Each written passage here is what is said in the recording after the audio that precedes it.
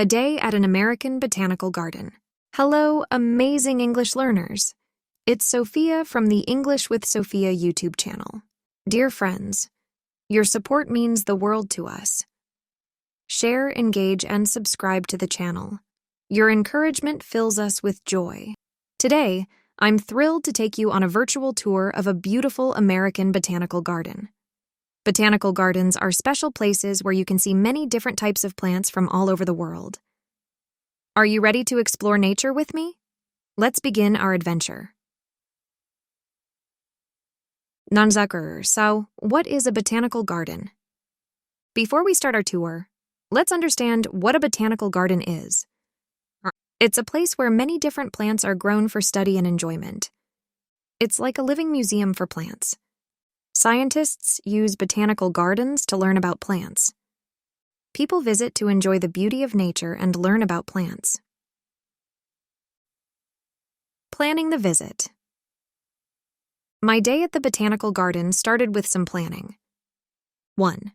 I checked the garden's website for opening hours, ticket prices, special events or exhibitions.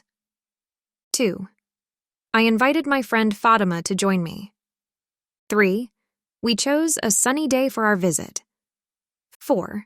We packed a bag with water bottles, healthy snacks, sunscreen, a camera to take pictures, a small notebook to write down plant names.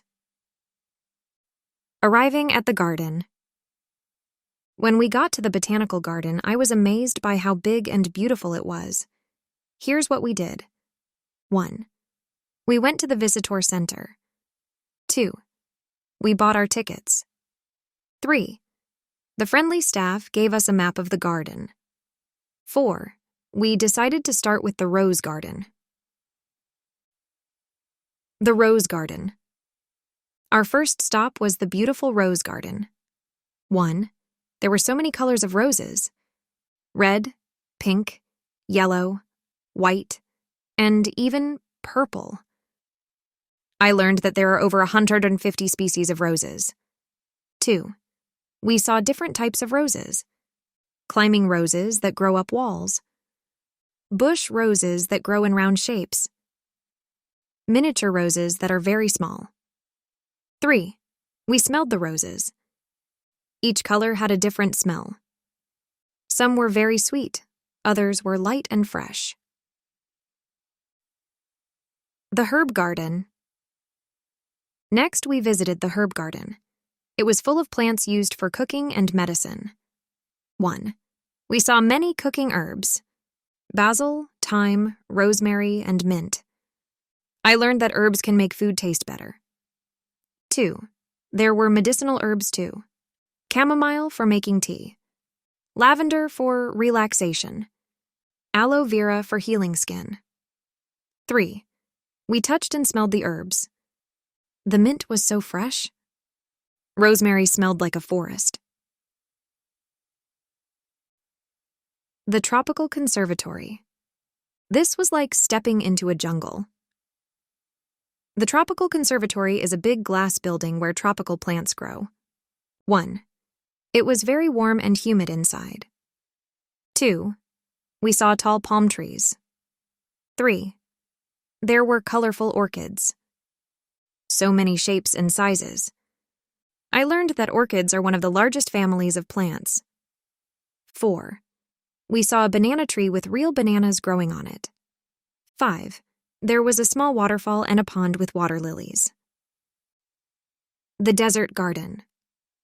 From the humid tropics, we moved to the dry desert garden. 1. This area had many types of cacti and succulents. 2. We learned how these plants save water. They have thick, fleshy leaves. Some store water in their stems. 3. We saw a giant saguaro cactus. It was taller than a house. I learned that these cacti can live for over 150 years. 4. There were beautiful desert flowers too. Even in dry places, plants can make pretty flowers. The Japanese garden. This was one of the most peaceful parts of our visit. 1. There was a small lake with a red bridge over it. 2. We saw carefully pruned bonsai trees. These are very small trees grown in pots. It takes many years to grow a bonsai tree. 3. There was a Zen garden with rocks and raked sand. The patterns in the sand were so calming to look at. 4. We saw a beautiful cherry blossom tree. In spring, these trees have pink flowers. Cherry blossoms are very important in Japanese culture. Garki-si, the children's garden. Even though we're not children, we had fun in this interactive garden. 1. There was a butterfly garden. We saw many colorful butterflies. We learned which plants attract butterflies. 2. We played in a plant maze. The walls were made of tall bushes. It was fun to find our way out. 3. There was a vegetable garden. We saw how tomatoes, carrots, and lettuce grow. I learned that vegetables are plants too. Dakursir, the water garden. Our last stop was the beautiful water garden. 1. There was a large pond with water lilies. The lilies had big round leaves floating on the water. Some had beautiful flowers in pink and white. 2. We saw koi fish swimming in the pond. These are large, colorful fish from Japan.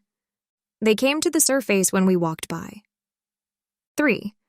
There was a small waterfall. The sound of the water was very relaxing. We sat on a bench and enjoyed the peaceful atmosphere. Duri, the garden shop. Before leaving, we visited the garden shop. 1. They sold many types of plants. Small potted plants to grow at home. Seeds to start your own garden. 2. There were gardening tools and books. 3.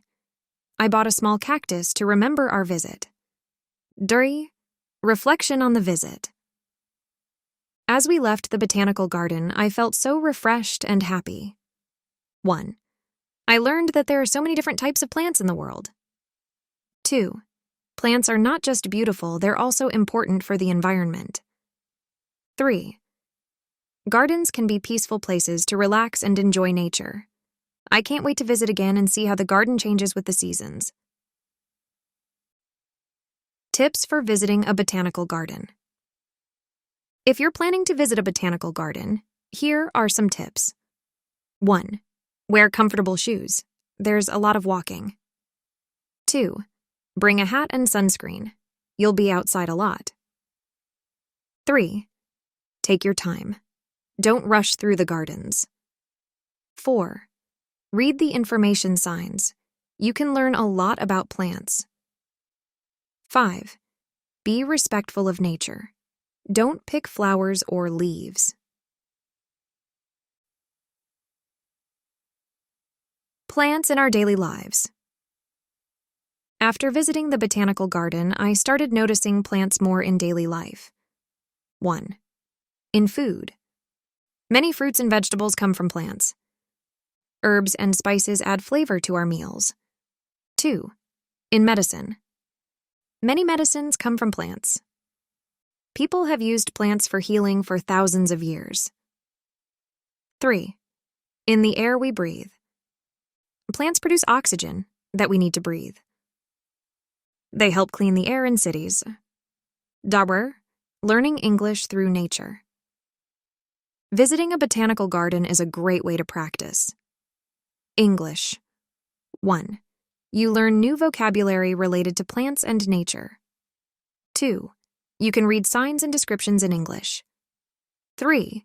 You can practice describing colors, shapes, and smells. 4. Many plant names are similar in different languages, which can help you remember them. A conclusión. My day at the American Botanical Garden was wonderful. It opened my eyes to the amazing world of plants. I learned so much, and it made me appreciate nature even more. Remember, plants are all around us, even in big cities. They make our world more beautiful and help keep our planet healthy. I hope this story has inspired you to visit a botanical garden if you get the chance. It's a wonderful way to learn about nature and practice your English at the same time. Keep learning and growing, my dear English students. Important vocabulary for A1 learners.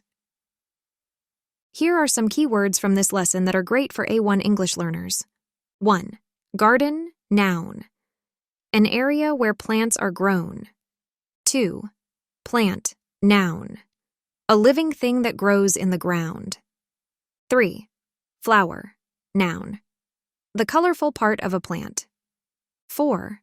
Tree, noun. A tall plant with a trunk and branches. 5. Leaves, noun.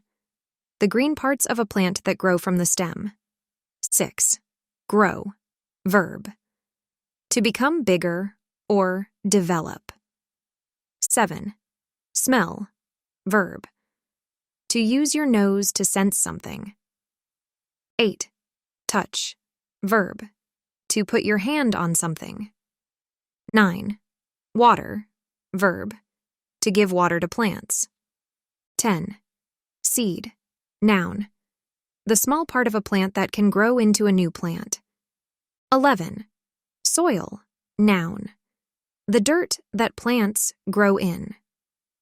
12. Sun, noun. The bright light in the sky that plants need to grow. 13. Nature, noun. The world of plants, animals, and natural things. 14. Beautiful, adjective. Very pretty or pleasing to look at. 15. Green, adjective.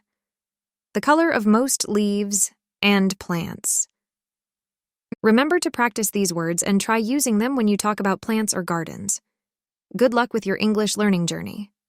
Until next time, this is Sophia from English with Sophia, saying goodbye and stay curious about the natural world around you.